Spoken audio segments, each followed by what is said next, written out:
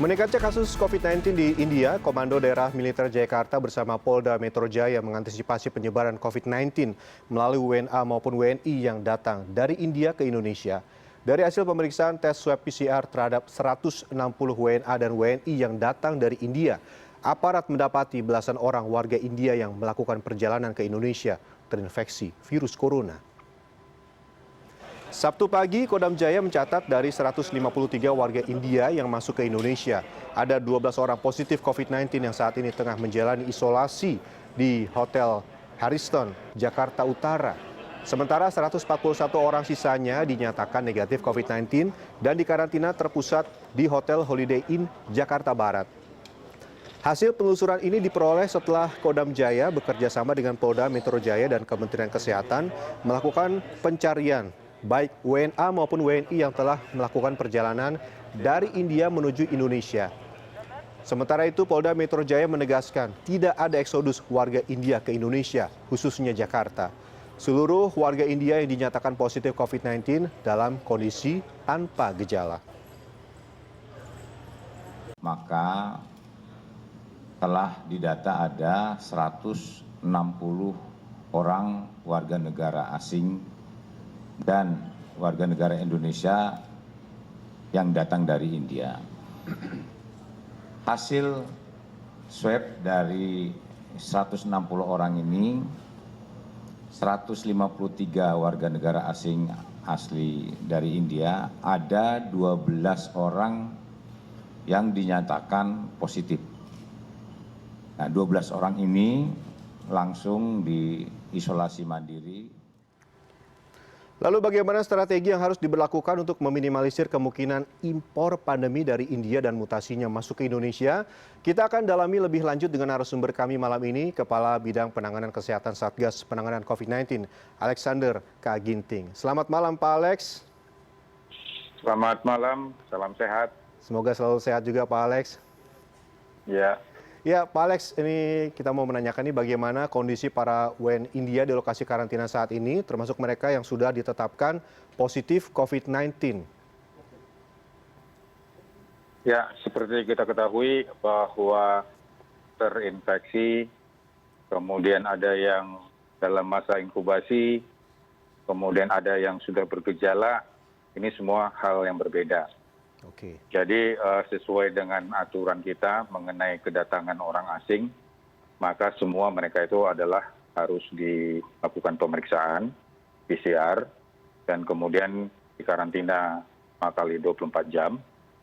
Dan bagi mereka yang positif dan bergejala itu akan dilakukan pengamatan dan tindakan selanjutnya.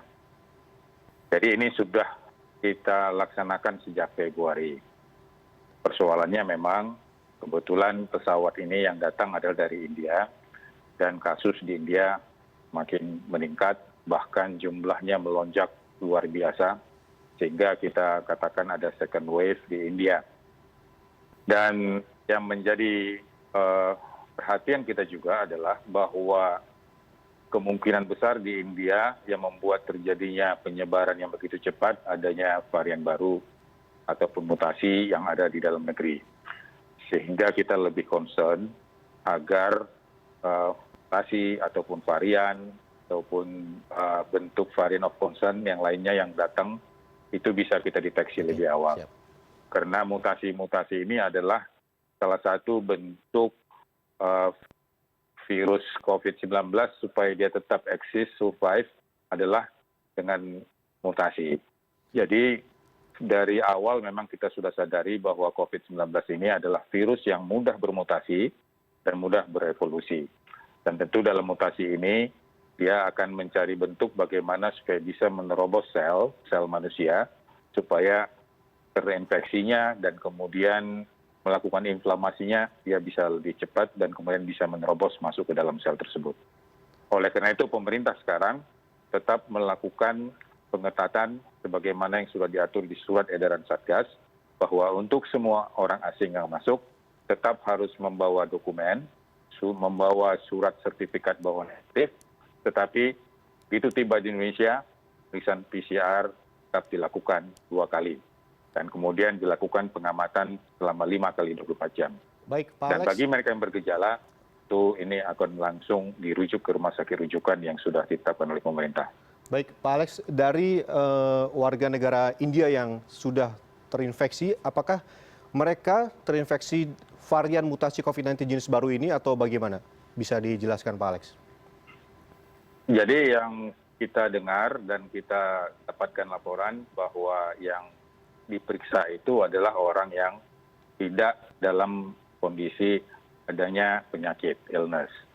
Tetapi mereka ditemukan oleh karena pemeriksaan yang dilakukan secara berkala atau reguler oleh karena kedatangan. Jadi kedatangan dari asing, datang ke Indonesia memang harus dilakukan pemeriksaan. Jadi dalam pemeriksaan itu kita melihat ada yang positif dan ada yang tidak. Tapi kita juga harus waspada. Bisa saja yang datang itu lagi dalam masa inkubasi. Tentu dalam hal ini kita akan memfollow up-nya untuk melihat selama 5 kali 24 jam.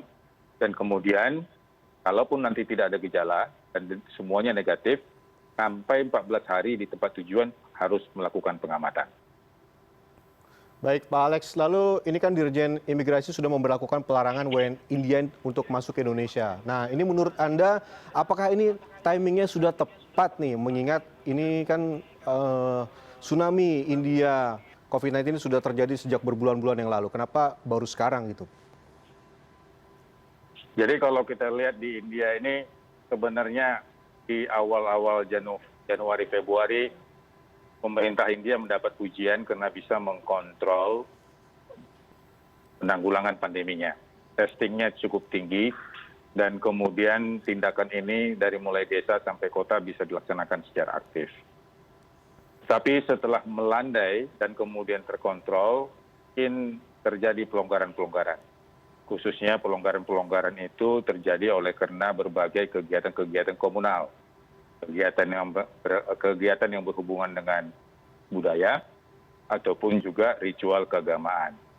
Oleh karena itu, oleh karena kelonggaran ini, ditambah juga tingkat vaksinasi yang masih rendah, di bawah 10%, dan kemudian ada penyebaran varian virus mutasi baru B117 yang lebih cepat menular. Akibatnya terjadilah lonjakan kasus. Dan lonjakan kasus itu cukup signifikan dengan bertambahnya jumlah angka yang meninggal dan juga kasus aktif. Baik nih Pak Alex, kita kembali membicarakan ini terkait mutasi virus. Ini sebelumnya Prof. Wiku ini sudah menyatakan ada varian baru mutasi virus corona yang telah menyebar ini hampir di seluruh Indonesia. Lah, ini sesiap apa kita menghadapinya dan proses vaksin ini yang digencarkan saat ini apakah sudah bisa menangkal dari penyebaran mutasi virus corona ini? Ya, jadi apa yang disampaikan Prof. Wiku itu adalah bentuk kenyataan dari berbagai laporan yang sudah kita terima dari Balitbangkes. Dan laporan tersebut harusnya memberikan kita wake up call. Sebagaimana kita ketahui bahwa pemerintah itu sudah menyiapkan untuk laboratorium genome sequencing itu ada 17 laboratorium. Dan kemudian dari hasil genome sequence itu ada 1079 sequence. Dan kemudian kita lakukan pemeriksaan dan didapat 10 kasus yang B117 dan 1 kasus B1525. Dan pemeriksaan ini menyatakan bahwa masuknya varian baru ataupun masuknya mutasi itu nggak bisa dicegah kecuali kalau kita bisa melakukan peningkatan, pengetatan, penyekatan bandara-bandara.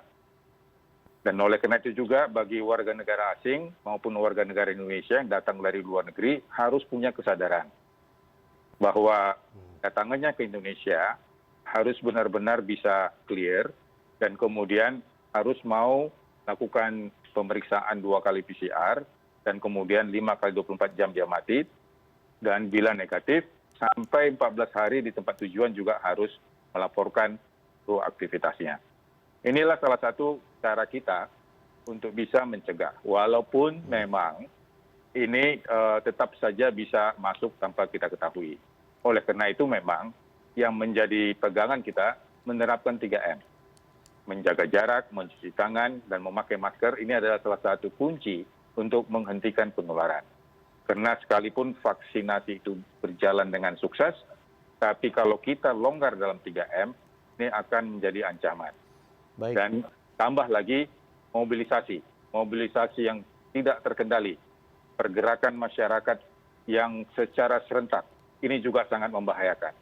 Oleh karena itu kita katakan bahwa mobilisasi pergerakan manusia secara serentak dalam jumlah yang besar itu memberikan resiko terjadi penularan sesama manusia.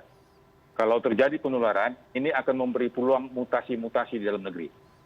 Oleh karena itu memang ini menjadi ancaman bagi kita kalau pergerakan manusia ini tidak bisa kita kontrol.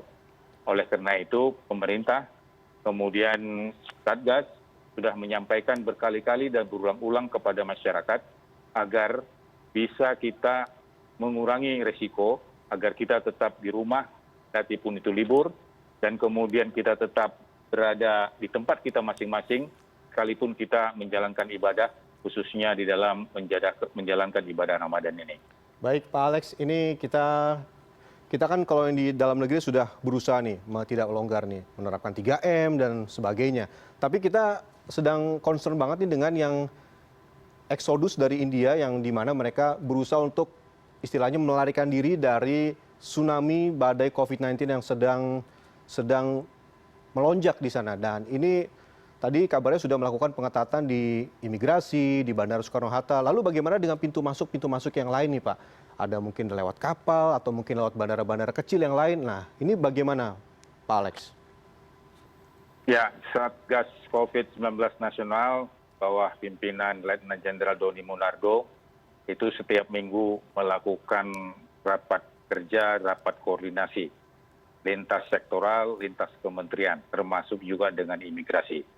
Dan tadi siang juga kita sudah melakukan koordinasi, dan oleh karena itu pengetatan, pengencangan, penyekatan seluruh bandara, baik itu di bandara di pulau di Jawa maupun di luar Jawa, ini harus kita ketatkan. Tentu yang harus kita lihat bahwa perjalanan manusia ini tidak bisa kita sekat secara 100%, tapi paling tidak ini menjadi tugas dan tanggung jawab kita juga seluruh masyarakat. Jadi tidak hanya pemerintah, tetapi kerjasama. Jadi artinya kita akan memanfaatkan berbagai stakeholder yang lain, baik itu dari Dinas Kelautan maupun juga dari kepolisian, agar bisa menjaga pulau-pulau terkecil, pulau-pulau terluar, untuk tidak dimasuki oleh pendatang-pendatang yang masuk secara ilegal.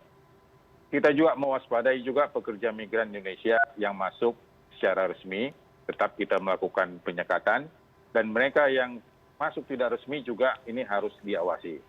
Dan oleh karena itu Satgas juga sudah melakukan berbagai koordinasi untuk mengunjungi daerah Riau, masuk juga Sumatera Utara, di Pantai Batubara, Pantai Asahan, dan kemudian juga ke Aceh untuk melihat agar pekerja migran Indonesia ini bisa masuk dan kemudian bisa dimonitor dan kemudian dilakukan pengawasan dan sekaligus juga pemeriksaan. Oleh karena itu memang ini menjadi tanggung jawab pemerintah dan tanggung jawab negara untuk bisa melakukan sesuai dengan surat edaran yang sudah ditetapkan, sehingga semua ini tujuannya adalah dalam menjaga keamanan dan keselamatan masyarakat Indonesia. Dan mengenai eksodus dari India sebenarnya belum ada tanda-tanda eksodus yang masif, tapi mereka yang mempunyai visa, mempunyai kitas, dan mempunyai dokumen yang bisa masuk ke Indonesia, tentu mereka akan merasa bahwa di Indonesia tempat mereka bekerja dan kemudian di tempat mereka melakukan pelaku ekonomi, inilah yang sebagian besar datang ke Indonesia. Dan ini terjadi selama periode April. Baik Pak Alex, berarti sekarang ini yang penting adalah masyarakat juga harus tetap menjaga protokol kesehatan, walaupun mungkin memang banyak yang ingin sekali untuk mudik ya, ini kan sudah mau masuk Lebaran, juga banyak yang mudik, tapi kemarin ada adendum dari Satgas, pelarangan mudik. Kita berharap warga bisa tetap menjaga protokol kesehatan, dan kita berharap semoga tidak ada lonjakan dari warga negara asing seperti India yang membawa masuk virus, apalagi mutasi baru, dan kita berharap Satgas bersama dengan imigrasi bisa mencegah masuknya varian baru mutasi virus corona maupun mereka yang membawa virus ke tanah air. Terima kasih Pak Alex, semoga sehat selalu, selamat bekerja. Kita doakan semoga tetap bisa menjaga dari virus COVID-19. Terima kasih Pak Alex, selamat malam. Ya, selamat malam, salam sehat.